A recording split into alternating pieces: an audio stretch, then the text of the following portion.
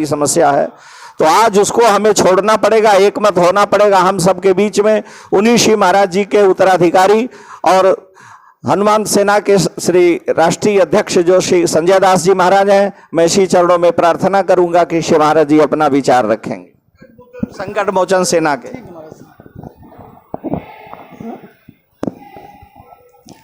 बोलो श्री हनुमान जी महाराज की। परम आदरणीय परम पूजनीय बिंदु गद्दाचार्य श्री देवेंद्र प्रसादाचार्य जी महाराज, परम आदरणीय परम पूज्य श्री कमल नयन दास जी महाराज, पूज्य श्री रामानंद दास जी महाराज, अवधेश दास जी महाराज, सीताराम दास जी महाराज जी, पूज्य श्री माधव दास जी, निर्वाणी अन्य के श्री महंत मुरलीदास जी महाराज, हमारे बड़े गुरु भाई डॉक्टर श्री महेश दास जी, आदरणीय बलराम दास जी, पूज्य संत चरण सभी के संत महंत हरिभजन दास जी। हमारा सिर्फ एक ही कहना है, सभी महापुरुषों ने बोला ही, मेरा सिर्फ एक ही कहना है कि जो दरिया गुर्ज घोषित किया गया है उसके लिए हर संत कहीं न कहीं पीड़ित है, चाहे वो छोटा है चाहे बड़ा है। दरिया गुर्ज के दरिया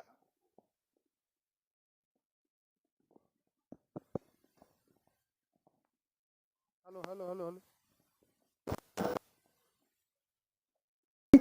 कहीं न कहीं से वो मान करके लाए हैं, अपने छोटे बड़े आश्रम निर्माण किया है उन्होंने। और दरिया गुर्ज होने की स्थिति में आज ऐसी स्थिति है कि उसको लेकर के हर आदमी व्यथित है, हर संत दुखी है कहीं न कहीं। हेलो हर संत दुखी है।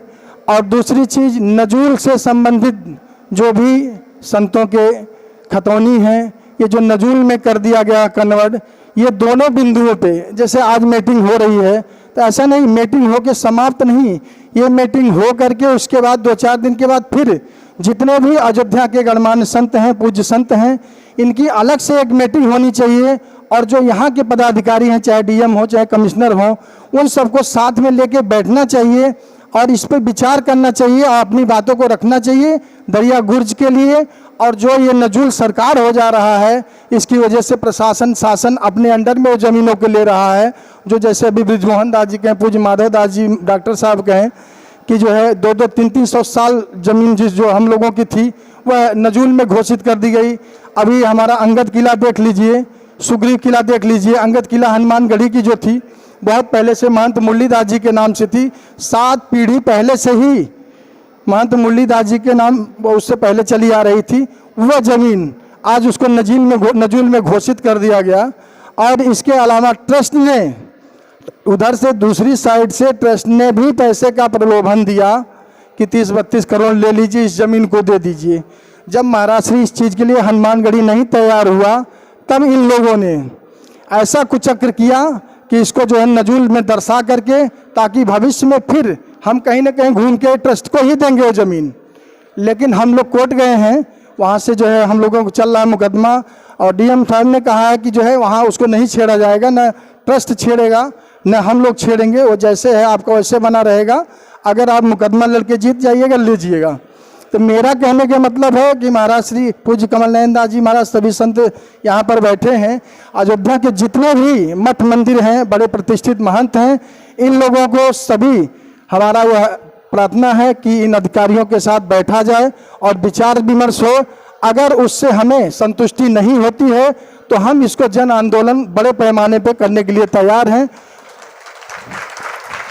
और पूज्य जैसे डॉक्टर महेश दास जी ने कहा, हनुमानगढ़ी तन मन धन, जहाँ जिस चीज़ की आवश्यकता है हर जगह जाइए, एक आवाज़ दीजिए। जैसे अभी जो है महाराज श्री जो है, हाँ अंगद दास जी जो है सभी को आमंत्रित किए, सब बताए कि जो है ऐसे ऐसे कार्यक्रम है।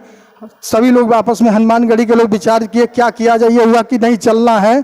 यहाँ पूज्य संतों की बात है, यहाँ कोई वैमनस्य नहीं, कोई ईर्ष्या राग जलन द्वेष नहीं होना चाहिए। सभी को एकजुट एक संगठित रहना चाहिए और शासन प्रशासन को भी दिखना चाहिए।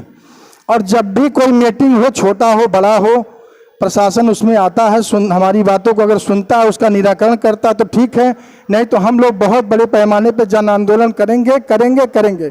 जय सिया राम।